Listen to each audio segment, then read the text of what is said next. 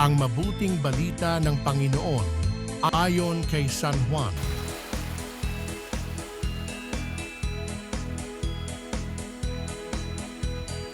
Sa pasimula pa'y naroon na ang salita. Kasama ng Diyos ang salita at ang salita ay Diyos. Kasama na siya ng Diyos sa pasimula pa. Sa pamamagitan niya, nilikha ang lahat ng bagay at walang anumang nalikha nang hindi sa pamamagitan niya. Mula sa kanya ang buhay, at ang buhay ay siyang ilaw ng sangkatauhan. Nagliliwanag sa kadiliman ng ilaw at hindi ito kailanman nagapi ng kadiliman. Sinugo ng Diyos ang isang tao na nagngangalang Juan. Naparito siya upang magpatotoo tungkol sa ilaw at manalig sa ilaw ang lahat dahil sa patotoo niya. Hindi siya ang ilaw, kundi naparito siya upang magpatotoo tungkol sa ilaw. Ang tunay na ilaw na tumatanglaw sa lahat ng tao ay dumarating sa sanlibutan. Nasa sanlibutan ang salita. Nilikha ang sanlibutan sa pamamagitan niya, ngunit hindi siya nakilala ng sanlibutan. Naparito siya sa kanyang bayan, ngunit hindi siya tinanggap ng kanyang mga kababayan.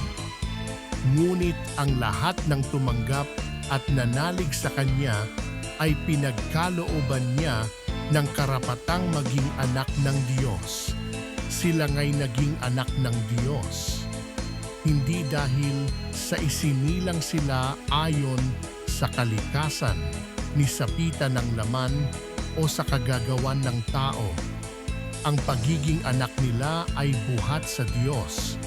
Naging tao ang salita at siya'y nanirahan sa piling natin. Nakita namin ang kanyang kapangyarihan at kadakilaan, puspos ng pag-ibig at katapatan.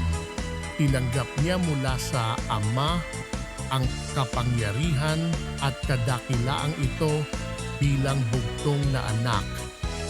Nagpatotoo si Juan tungkol sa kanya at ganito ang kanyang sigaw, "Siya ang tinutukoy ko ng aking sabihin, ang darating na kasunod ko'y higit sa akin sapagkat siya'y siya na bago pa ako ipanganak. Dahil sa siya'y puspos ng pag-ibig, tayong lahat ay tumanggap mula sa kanya ng abot-abot na kaloob.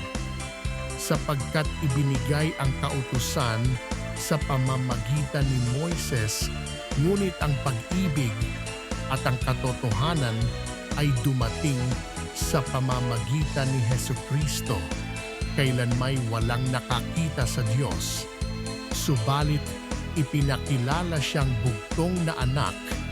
Siya'y Diyos na lubos na minamahal ng Ama.